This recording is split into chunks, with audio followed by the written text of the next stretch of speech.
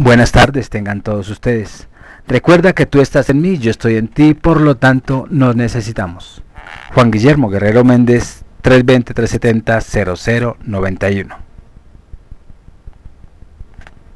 Vamos a hablar de Newton, Isaac Newton. Aparte de ser un hereje solitario y neurasténico, es uno de los talentos más insignes del género humano. El cálculo diferencial e integral, la ley de la gravitación universal, la formulación de la mecánica clásica, los principios de la óptica y el telescopio reflector, entre otras tantas minucias, se deben a él. Newton nació en 1642 en Inglaterra y fue un niño débil y enfermizo. Huérfano del padre casi al nacer, fue trasladado a casa de su abuela. A los 12 años ingresó a la escuela del rey. Se hospedó en casa del boticario Clark, donde vivió feliz y trabó amistad con la señora Storey, única mujer con quien mantendría lazos afectivos. 4 años después fue solicitado por su madre para que le ayudara a los quehaceres de su granja, pero Newton, que ya había realizado algunos ingenios mecánicos y leído libros técnicos, se hastiaba y no rendía. Al no corresponder a las expectativas maternas, pudo volver a la escuela. Allí mostró su indiscutible genio y en 1664 tenía una beca en matemáticas y estaba completamente familiarizado con esta ciencia. La casualidad ayudó entonces al género humano. La peste bubónica hizo que Newton se retirara de la vida académica y se concentrara en sus trabajos científicos. Fue en este periodo de reconocimiento obligado cuando hizo sus grandes descubrimientos. No tardó mucho para que le llegara el reconocimiento nacional. Fue nombrado sucesivamente miembro y presidente de la Sociedad Real de Londres.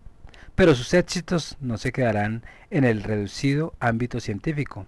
En efecto, fue también parlamentario, prosperó personaje y fue un director de la Casa de la Moneda. Y además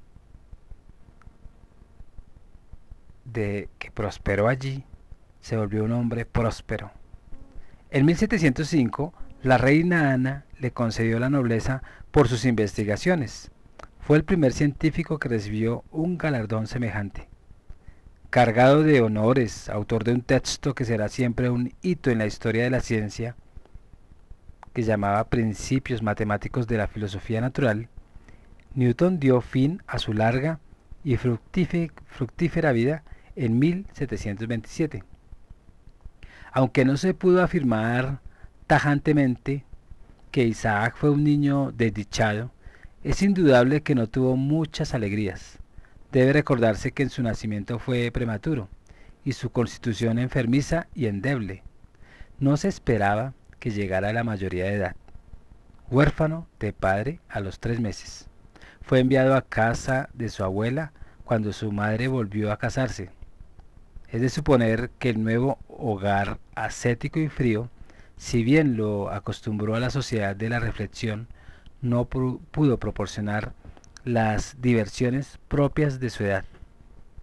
No se sabe cuándo fue a ciencia cierta cómo nació la vocación por las matemáticas. Su ambiente era más bien rústico.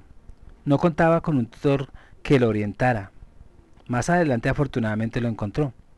Lo más probable es que su natural habilidad se moldeó en un medio donde se desarrollaba espontáneamente la destreza manual, aún el sentido de lo mecánico. A los 12 años empezó a salir de esa crisálida gris e informe que en general constituye la primera década de la existencia y comenzó a idear algunos inventos bastante sencillos e inútiles. Por ejemplo,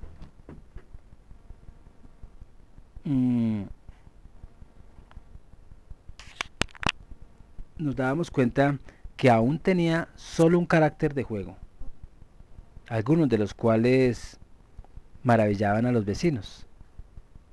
En la escuela Newton no era un muchacho destacado, tampoco era un pupilo malo, como si lo fueron otros grandes en la realidad sabios.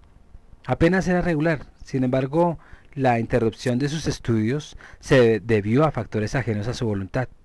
Su madre lo retiró del colegio porque necesitaba un ayudante en la granja. De paso, pues anotamos que en la agricultura Newton sí se destacó como pésimo perezoso y negligente.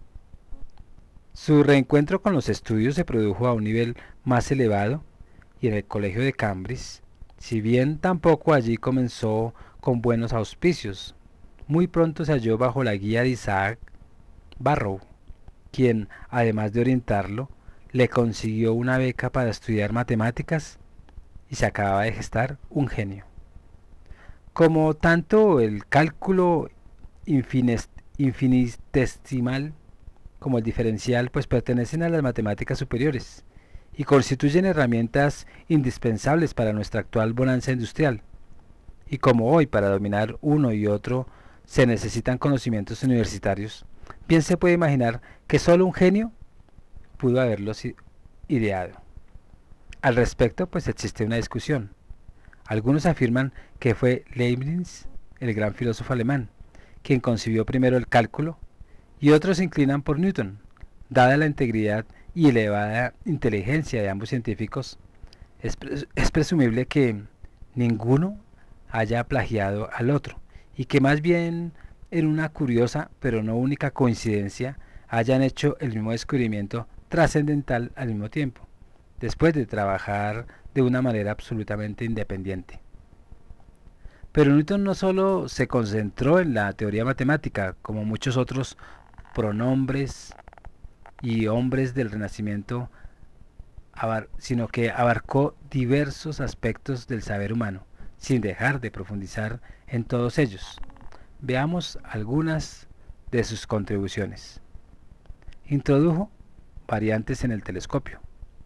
Descubrió que la luz blanca no difería por su carácter de otros colores, sino que ésta era producto de la descomposición de aquella.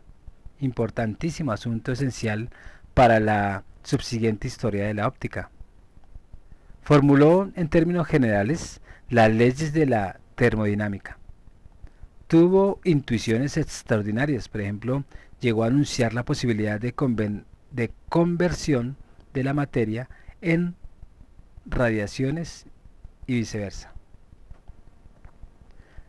De tal universidad, tal estudiante. En tiempos de Newton, las universidades no solo eran focos de conocimiento, sino también centros de poder y fuentes de ilustración de la sociedad. La famosa Universidad de Cambridge, de rancia alcurnia, tenía merecida fama ya desde el siglo XII. 200 años después se convirtió en la tribuna educativa de la super ortodoxa orden de los medicantes. A partir del siglo XV, la importancia de la universidad fue llevando a su clímax, a medida que aumentaba la calidad de los profesores, entre quienes se llegó a contar a Erasmo de Rotterdam y a otros de parecida talla. Posteriormente hubo un brusco giro en su orientación y se convirtió en el centro intelectual de la Reforma protestante. Después de un breve intervalo volvió a brillar gracias a la actividad de Newton y otros destacados intelectuales. La Universidad de Cambridge era dueña de varios colegios que alcanzaron gran renombre debido principalmente a su alto nivel académico. Un genio, o se podría decir que para un genio o un sabio genial, las pompas de jabón son asunto serio. Un genio pues no está a cubierto de la excentricidad, ni tan siquiera del desvarío. Todo lo contrario. El caso de Newton lo prueba elocuentemente y podríamos dar este ejemplo, o varios ejemplos. Creyó a pie juntillas en la alquimia. Trató de encontrar el secreto de la vida, la piedra filosofal y la transmutación de los metales. Indagó en la Biblia y pretendió hallar la fecha en que fue creado el mundo. Resultado, la Tierra apareció en el año 4004 a.C. en el mes de octubre para mayor precisión. Jugaba con burbujas de jabón en plena calle, por la cual algunos debieron pensar que era retardado. Mas este extravío sí es comprensible. Él trataba de observar los efectos de la luz del sol sobre las burbujas, y la ignorancia decía que es que él estaba casi loco. A veces parece inexplicable, casi arte de magia, que un mortal común y corriente pueda llegar a conclusiones que revolucionan el mundo de la humanidad. En otras ocasiones, cuando se estudia con más detenimiento, se ve que esos resultados ya flotaban en el ambiente y era casi cosa tangible. Solo profundizado más se puede llegar a comprender que la esencia de la genialidad es precisamente esa, la capacidad de comprender lo obvio. Solo el genio pues puede recoger todos los datos que le proporciona su época y sintetizarlos, poniendo a veces muy poco de su propia cosecha. Si bien Newton tuvo que realizar grandes esfuerzos de elaboración y teorización en muchas de sus invenciones, apenas pensamos en el cálculo. La más conocida de ellas implicó, ante todo, resumir y concluir lo que Kepler y Galileo ya habían encontrado. Así se ve que no fue entonces que una providencial manzana aclarara la mente de Newton. Fue que trabajó mucho en el asunto y tuvo estupendos predecesores que ya habían planteado el problema, acercándose por tanto a su solución. Naturalmente, al tener a su favor solo uno de los anteriores hallazgos, Newton hubiera sido ya considerado como una figura prominente en la historia de la ciencia.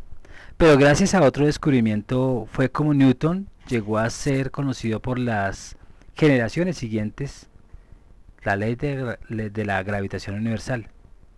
Esa apretada y elemental síntesis, dicha ley estable que los objetos ejercen atracción unos sobre otros en relación con su masa.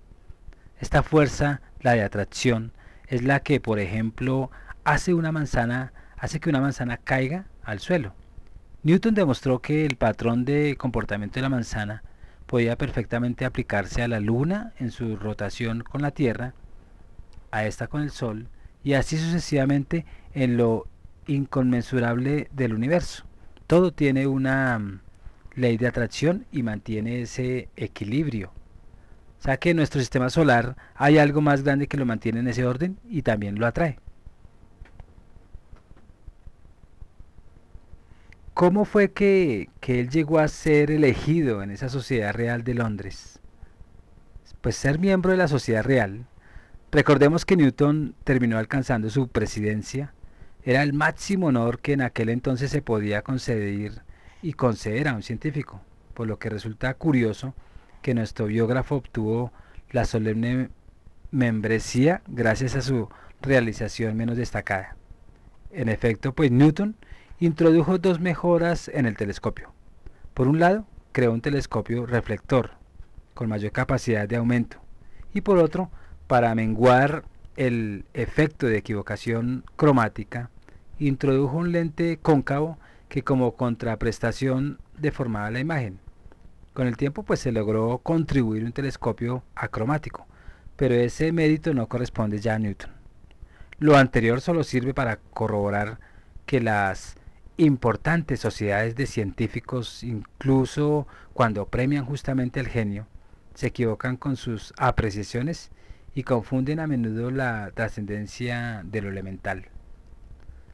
Si, por ejemplo, después de haber sufrido la acusación de plagio, procuró no volver a publicar, pese a que tenía entre manos descubrimientos maravillosos, hirsuto y locánico en las polémicas, reconcentrado, silencioso, pero a su vez distraído y sosegado en la soledad, expresó en todo la imagen vulgarizada del científico que tanto se ha difundido en nuestros tiempos. Su famosísima obra, Principios Matemáticos de la Filosofía Natural, se dio a la publicidad solo gracias al tesón de un admirador que fue Haley, quien tuvo que correr con los gastos de impresión, porque no tenía los medios. En esa época, pues, ya llevaba muy poco la imprenta inventada, pues era costosísimo. Entonces, a lo largo de su vida no se relacionó con ninguna mujer. Por extraño que parezca, Newton tuvo algo muy parecido a una novia, la señora Storey. El afecto que los unía venía desde la infancia. Parece que el estudioso lo seducía la idea de casarse y levantar un hogar. Pero infortunadamente en ese entonces prevalecían absurdos prejuicios moralistas que se expresaban en multitud de trabas y reglamentos. El matrimonio impedía a Newton posesionarse de su cátedra en Cambridge, y así puesto a escoger entre Story y la ley de gravitación universal, se decidió por esta última, y Newton fue pues un hombre soltero. ¿Qué decir de esa historia que dicen que cuando le cayó en la cabeza, él se le abrió el coco y dio la ley gravitacional? Pues está muy difundida la siguiente anécdota. Newton descansaba plácidamente debajo de un árbol y de repente cayó una manzana sobre su cabeza, despertándolo. Este episodio iluminó al genio, haciéndole concebir la ley de la gravitación universal. Sobra decir que la versión ha dado la vuelta al mundo. Sin embargo, la historia es apócrifa, escondida. Cuando se preguntó a Newton cómo había obtenido la ley, contestó, pensando sobre ello insistentemente. Y fue Voltaire, con su característico humor negro, quien inventó lo de la manzana. No fue el único gran enemigo que tuvo ante la posteridad. Newton, Goethe, pues consideró diosa su teoría de la descomposición de la luz y lo atacó acremente en varios momentos larguísimos e imposibles de dirigir. Siempre quien quiere salir del esquema tendrá sus propios enemigos, la ignorancia. Lo digo yo. Un elemento de la grandeza es la sencillez. Los siguientes son los postulados de Newton acerca del movimiento, y en el primer tomo de su libro Principios Matemáticos de la Filosofía Natural, el mismo donde se formuló por primera vez la ley de la gravitación universal. Entonces allí pues dice que todo cuerpo continúa en su estado de reposo y de movimiento uniforme en línea recta, a menos que lo obligue una fuerza externa a cambiar ese estado de inercia. Por eso, cuando decimos que fulano se dejó llevar por la ley de la inercia, quizás sin saberlo estamos valiéndonos de una idea newtoniana. También pues el grado en que cambie el movimiento es proporcional a la fuerza que obre si el cambio ocurre en la dirección en que obra la fuerza. Él también dice, para toda acción hay una reacción igual y opuesta. Si bien Einstein restó su carácter absoluto a esas hoy sencillísimas verdades, su papel trascendental en el desarrollo de la ciencia está fuera de toda duda. Para mal, sus trabajos en óptica fueron impugnados por un entonces presidente de la Sociedad Real, un tal Robert Hooke, que hoy no se oye ni siquiera nombrar, y quien juraba haber realizado ya los experimentos con prismas que Newton reclamaba como suyos. En pocas palabras, Hooke insinuó más bien de manera muy evidente que Newton había cometido un plagio contra él. Aunque incluso desde antes de Newton se venía haciendo experimentos para determinar la naturaleza de la luz, el extraordinario Galileo hasta había tratado de medir su velocidad, anticipando en 4 siglos a Einstein, y es posible que el importantísimo Hooke haya hecho algo al respecto. Y es indudable que el mérito de un científico no solo reside en experimentar, sino también en interpretar, cosa que en este caso hizo Newton antes y mejor que nadie. Los genios del siglo XVI y XVII eran universales. No solo explicaban los aparentes misterios de la naturaleza, sino que se preocupaban también por el más allá.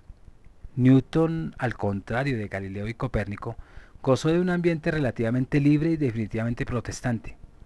Gracias a eso, pudo ir bastante lejos en su heterodoxia teológica.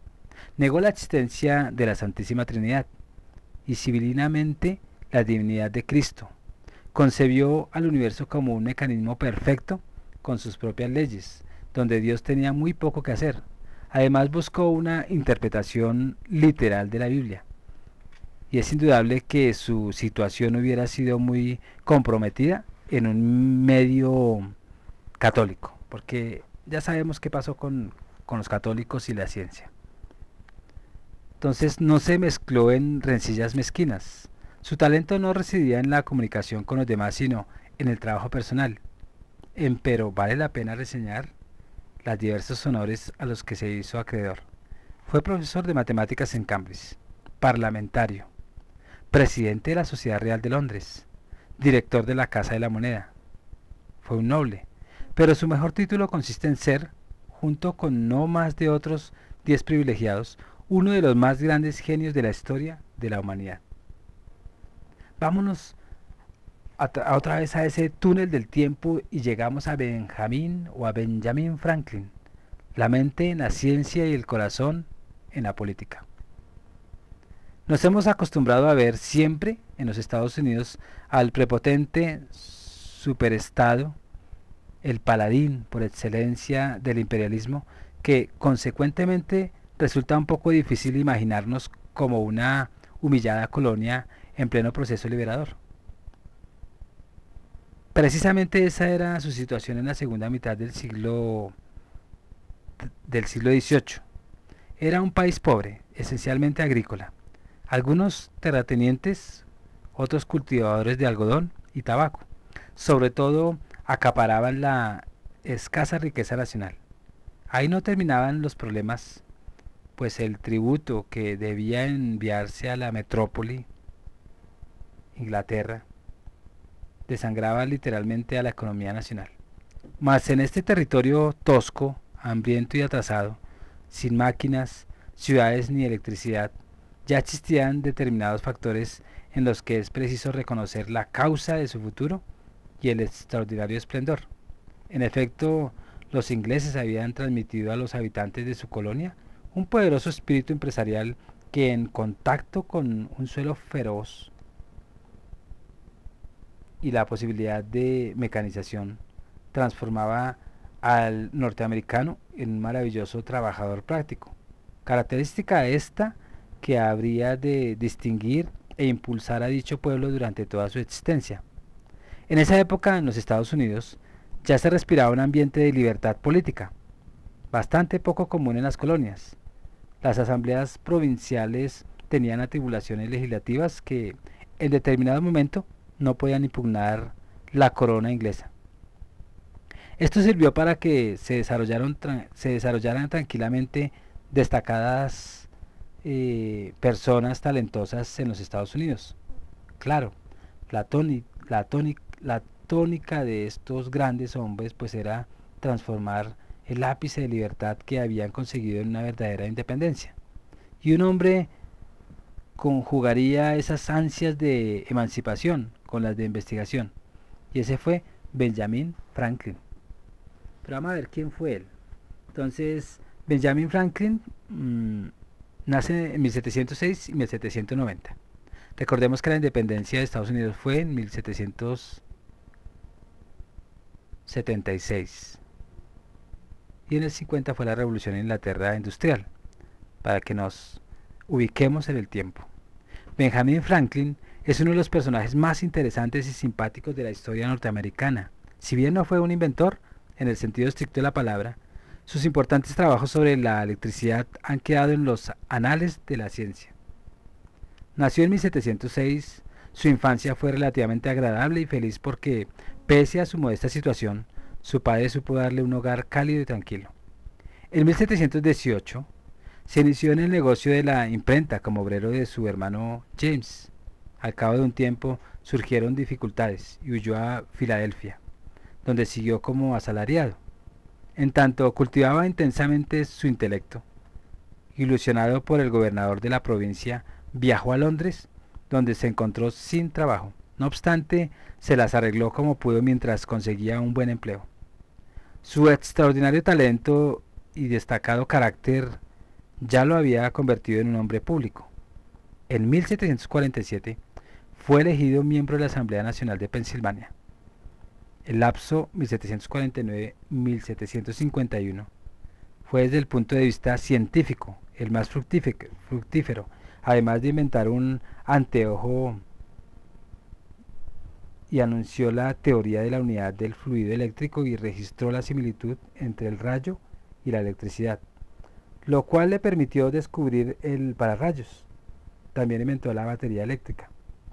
Entonces, recibidas al principio con frialdad, sus substanciales innovaciones le valieron un alud de elogios y honores, pero ya Franklin estaba dedicado exclusivamente a los asuntos políticos. En 1757 viajó a Inglaterra con el fin de dirimir un viejo conflicto que tenía pendiente con los terratenientes de la localidad, y al regresar encontró un ambiente político caldeado que no eludiría. Los grandes de la independencia norteamericana ya habían comenzado su intensa agitación. En 1766 viajó nuevamente a Inglaterra para defender la causa de su patria. Al volver a ella participó en la lucha antibritánica y ayudó a redactar la Declaración de la Independencia. Elegido embajador de Francia, realizó allí una fructífera misión y después de retornar desempeñó aún varios cargos. Murió el 17 de abril de 1790. A primera vista, Franklin fue ante todo un estupendo diletante, inventor, literato, hombre de negocios, padre de una secta filosófica y potencialmente de una religiosa, moralista, parlamentario, economista, revolucionario eminente y hasta vagabundo. Fue autodidacta en todos estos títulos. El honoris causa más heterogeneidad que se pueda encontrar.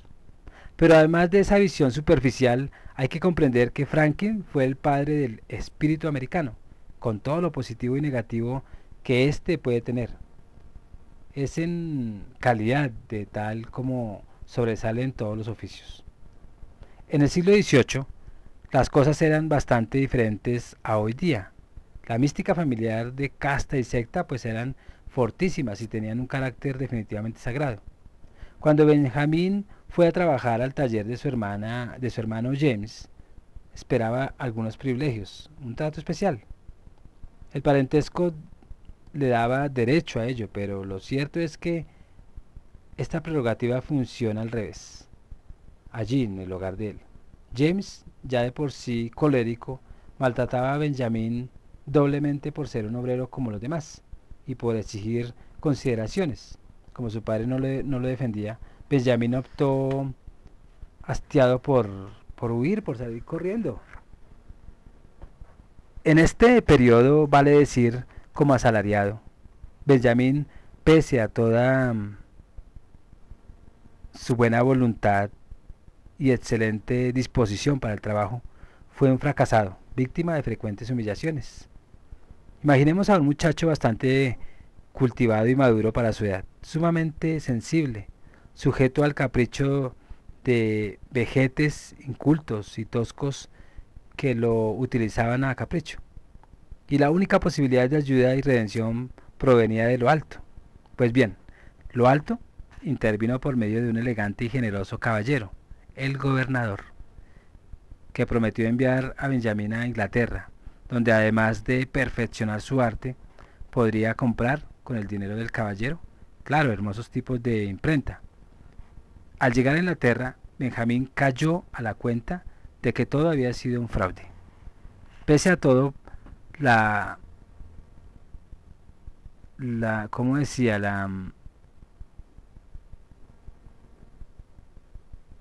Estaba viviendo unos momentos muy desdichados ese personaje en Inglaterra.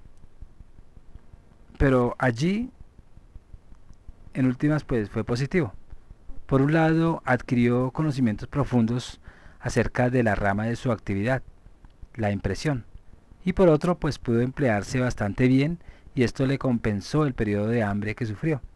Pero mucho más importante que lo anterior fue que Benjamín pudo al fin actuar solo, independiente, autónomo, confiando ahora únicamente a sus propias fuerzas. Se mezcló con las malas amistades, tuvo sus aventurillas.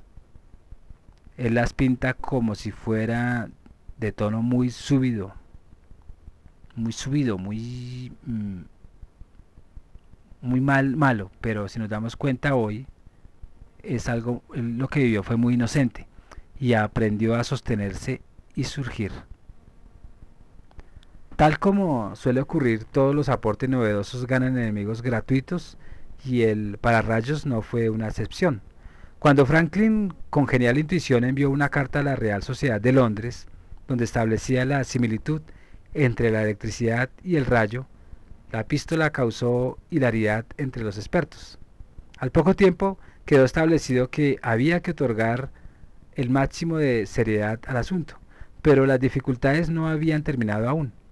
Un abate preceptor, además de la familia real en Francia, y sin duda extremadamente sabio, había dado a la luz una teoría sobre la electricidad que por entonces gozaba del favor del público. El buen religioso creyó que los descubrimientos de Franklin eran en realidad una conjura de sus enemigos persistentes y parisienes para desacreditarlo, y publicó un pesado libelo para refutarlo. Terminemos diciendo que el verdadero inventor del pararrayos fue un Mr. Canton, de quien hoy naturalmente nadie se acuerda. Franklin únicamente estableció los principios y realizó los experimentos que le llevaron a fabricar el aparato. Uno dio la teoría, el otro creó el aparato. Las siguientes son las 13 virtudes básicas del hombre, tal y como las concebía Franklin y como han dado la vuelta al mundo de generación en generación. La primera, la templanza. No comer nada hasta la saciedad. No beber hasta la embriaguez. El silencio, la segunda. No hablar sino lo que exige el beneficio de los demás y de uno mismo. Evitar las conversaciones triviales. El orden. Hacer que cada cosa tenga su sitio. Hacer que cada trabajo tenga su tiempo. La resolución. Resolver lo que sea necesario. Acometer sin demora lo que se haya resuelto emprender. Frugalidad. No hacer más gasto que el que los otros a uno mismo necesite. Por ejemplo, no desperdiciar nada. El trabajo. No perder el tiempo. Estar siempre ocupado en alguna cosa útil.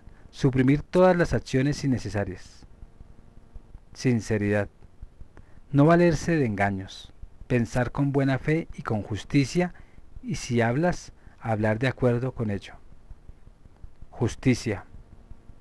No perjudicar a nadie cometiendo injurias o negándole los beneficios de que sea merecedor. Moderación. Evitar los extremos, huir de la ira provocada por las injurias, aunque ocasionen justificado resentimiento. Limpieza. No tolerar la suciedad en el cuerpo, los vestidos o la habitación. Tranquilidad. No molestarse por tonterías o accidentes comunes e inevitables. Castidad. Reservar el placer para la salud y la procreación, nunca hasta el embotamiento, la enfermedad o en perjuicio de tu propia paz, de tu reputación o de la de los demás. Y la humildad, imitar a Jesús y a Sócrates. Insuperable. Cuando volvió de Inglaterra, pudo asociarse con un borrachín que le financió la imprenta, desplazando en muy poco tiempo y con artimañas comerciales definitivamente modernas a competidores más antiguos en el oficio y más poderosos que él. Entonces, ¿no era religioso? Pregunta que muchos siempre se han hecho. Pues el hombre que aparentemente más repudiaba el ateísmo era Benjamin Franklin. Si en su juventud fue libre pensador y deísta, teoría francesa que postulaba que Dios no intervenía en los asuntos humanos, en el periodo creador de su vida fue un creyente exaltado y además moralista, En efecto, sin concurso de Dios no había ganancia posible. No obstante, Franklin nunca participó directamente en ninguna de las sectas protestantes que por ese entonces polulaban. Afiliado a los cuáqueros, no asistía ni a sus rituales ni a sus asambleas. Sin embargo, al morir dejó un curioso documento para la posteridad, con base en el cual se crearía más bien un nuevo grupo religioso, el suyo propio. Tanto para Franklin como para buena parte de protestantes, la religión no se inclinaba hacia el más allá, sino que más bien consistía en un conjunto de preceptos morales que los feligreses adoptaron de una manera extremadamente militante, inimaginable, por ejemplo, en un laico católico. Según Franklin, la religión era buena porque proporcionaba al hombre una ética de comportamiento. En el fondo, como se comprenderá, pues no era muy exaltado creyente. Esto se manifiesta nítidamente en la proyectada secta, mucho más que en la oración y en la comunicación con Dios. Se hacía énfasis en seguir las máximas que Franklin había ideado. Pero cuidado, el espíritu es fuerte, pero la carne débil. Más aún lo es la vanidad. Miss Real era la novia de Franklin antes de viajar a Inglaterra. Como su prometido no se comunicaba con ella durante su larga estancia en la metrópoli más que con una carta, la elegante señorita decidió casarse con otro, a quien señala patéticamente Franklin. Nunca quiso. Lo cierto es que el reemplazo de Franklin no resultó idóneo. Le dio mala vida y frecuentaba no precisamente por razones intelectuales a otras mujeres, por lo cual finalmente se divorciaron. Al regresar, Franklin se enteró naturalmente de ello, más como en aquel tiempo no resultaba honoroso casarse con una mujer o con una muchacha que no era virgen. Buscó alguna joven que, además del servicio nupcial, le encimara al menos 100 libras. No obstante, fracasó. Un impresor era demasiado poco rentable y no merecía esa inversión. Entonces se dedicó al desenfreno. Pero por esa época la higiene no estaba bien desarrollada.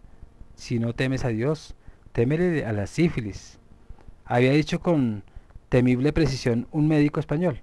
Así pues, Franklin se decidió por la estabilidad hogareña que encontró con la única mujer que había amado, Miss Read, y Franklin dice en su autobiografía que quisiera que el lector creyera que me unía a ella por lástima, pero es una mentira demasiado inocente. El hecho es que el matrimonio le dio la suficiente fortaleza moral como para producir no solo un código moral, sino una imperecedera actividad política y científica. El 4 de julio de 1776, la Declaración de la Independencia, aunque redactada en esencia por Jefferson, gran hombre político norteamericano, en la Declaración de Independencia de los Estados Unidos, también intervinieron Franklin y John Adams. A continuación, transcribiremos uno de los párrafos de este magistral documento que expone el ideario político de Franklin y en general de los libertadores de Estados Unidos. Sostenemos como verdades evidentes que todos los hombres nacen iguales, que están dotados por su creador de ciertos derechos inalienables, entre los cuales se cuentan el derecho a la vida, a la libertad y el alcance de la felicidad, que para asegurar estos derechos, los hombres instituyen gobiernos derivando sus justos poderes del consentimiento de los gobernados, que cuando una forma de gobierno llega a ser destructora de estos fines, es un derecho del pueblo cambiarla o abolirla, e instituir un nuevo gobierno basado en esos principios y organizándolo en la forma que el pueblo estime como lo más conveniente para obtener su seguridad y felicidad. Si nos damos cuenta, pues esto es muy bonito, pero hoy en día Estados Unidos es quien está invadiendo a los demás. Pero esos son ya pataleos de quienes pensamos un poquito. Franklin, pese a su falta aparente de agresividad, era de un carácter imponente, sencillo, penetrante y sobre todo genial organizador. Hubiera sido escuchado con atención por cualquier asamblea del mundo. Como se comprenderá, un talento de estos sencillamente causa revuelo cuando su escenario de acción es la provincia. Creó sociedades secretas, organizó milicias de autodefensa, impulsó grupos y obras de beneficencia. Fue el padre, curioso y eminente mérito, del cuerpo de bomberos. Igualmente, la primera biblioteca pública de Norteamérica se debe a él. Su conflicto con los terratenientes de la región duró más de una década. Alrededor de él giró su actividad política propiamente dicha. El problema consistía en que los terratenientes exigían que no se les cobraran impuestos. La asamblea, encabezada por Franklin, pensaba que ellos debían ser precisamente las primeras víctimas de la tributación, porque ellos eran los que estaban ganando más de lo que debían de ganar. Franklin no fue desde el principio un independentista. Contemplaba a la reina con devoción. Posteriormente, cuando la Cámara de los Comunes apoyó ciertas reivindicaciones norteamericanas, Franklin la exaltó. Colaboró numerosas veces con las autoridades inglesas, en las cuales veías un superior jerárquico natural. Fue al entrar en contacto con el débil, desmoralizado y vandálico ejército inglés cuando Franklin empezó a convertirse en un rebelde firme, como suele suceder. El mejor acicate para las revoluciones no es la necesidad sino la posibilidad de la revuelta. Pese a sus múltiples compromisos con la metrópoli, rompió con ella. Sería de ahí en adelante embajador e intelectual destacado de los Estados Unidos de la Francia de vísperas de la Revolución. En los Estados Unidos pues había en tiempos de Franklin una especie de bonanza religiosa. Las sectas se dividían y subdividían. Los predicadores recorrían el continente. Los individuos menos iluminados no creían autorizados para crear nuevas y originales confesiones. La secta dominante en el lugar de residencia de Franklin era la de los cuáqueros. Entre otras de sus muchas características, se distinguían por ser pacifistas a ultranza. Por cierto, que se veían en calzas prietas para votar créditos de guerra a la corona inglesa. En la asamblea provincial, en la que estaba la mayoría, frecuentemente recurría a subterfugios. Para ello, por ejemplo, alguna vez antes de enviar unos dineros que serían invertidos en pólvora, autorizaron la compra con ellos de trigo, cebada y otros granos. Había también católicos, además anabaptistas, moravianos. Estos últimos cazaban a los jóvenes por sorteo y multitud de predicadores independientes. Franklin, oficialmente afiliado a los cuáqueros, cotizaba para la mayoría de las sectas. Es bastante asombroso que sin mayores conocimientos científicos y prácticamente sin tiempo, Franklin haya podido ser un brillante inventor. Efectivamente, su falta de formación académica era tan grande que tiempos después de su testamento escribiría: yo, Benjamin Franklin, impresor, otro norteamericano, igualmente dotado de un poderoso genio. Edison imitaba al cabo de un siglo su gesto. Independientemente de la explicación que se encuentre para lo anterior, es indudable que juegan papel el talento de Franklin, su familiaridad con el técnico y lo mecánico, su espíritu genuinamente moderno. El hecho es que los inventos de Franklin ya han invadido nuestra vida cotidiana. Se trata de la batería eléctrica y el pararrayos. Sobre este último ya se ha vuelto legendaria la figura del gran inventor con su cometa buscando atraer el rayo. Además formuló una importante teoría a la de la unidad del fluido eléctrico. Probablemente absorto en la utilidad práctica inmediata a sus descubrimientos, sin duda muy grande, y en las arduas actividades políticas en las que se hallaba enfrascado, Franklin no preparó en el significado trascendental de aquellos. A decir verdad, muy pocos le han hecho justicia en ese sentido. Franklin abrió las puertas a la utilización en gran escala del potencial eléctrico que se halla en la naturaleza, más que a la salvación de una u otra vida. Cosa meritoria, en todo caso, este es el verdadero alcance del pararrayos. Dándonos cuenta en el desarrollo de la historia, todos tenemos algo que dar, desde la sencillez, o desde el bienestar, o desde el buen pensar, siempre hay personajes que sobresalen. Pero qué lástima que en la historia del desarrollo de la humanidad no se tengan en cuenta a aquellos que no han aportado nada en la invención materialista, sino han dado ejemplo de vida. Qué bueno que existiera ese libro de ejemplos de vida. Pero somos tan materialísticos, digámoslo así, en ese término tan raro, que nos invade la nostalgia de solo valorar a estos hombres que aportan fenómenos creados materialmente. De los pocos moralistas que todo el mundo conoce, Jesús, y no hay otro igual, porque todos estamos enfocados en exponer y en fabricar cosas que nos sirvan para guardar o para hacer basura, y no otras cosas que trasciendan al hombre para ser mejor. Me despido diciendo que toda la historia de los inventores, desafortunadamente hay un velo de esas sectas secretas, como los Anunnakis no, sino los Illuminatis o los masones, que preparan a ciertos hombres para que gobiernen el mundo y lo sometan. Y todos estos, en mi concepción, muchos hay detrás de ese velo. Se despide Juan Guillermo Guerrero Méndez, 320-370-0091. Recuerda que tú estás en mí, yo estoy en ti, por lo tanto nos necesitamos.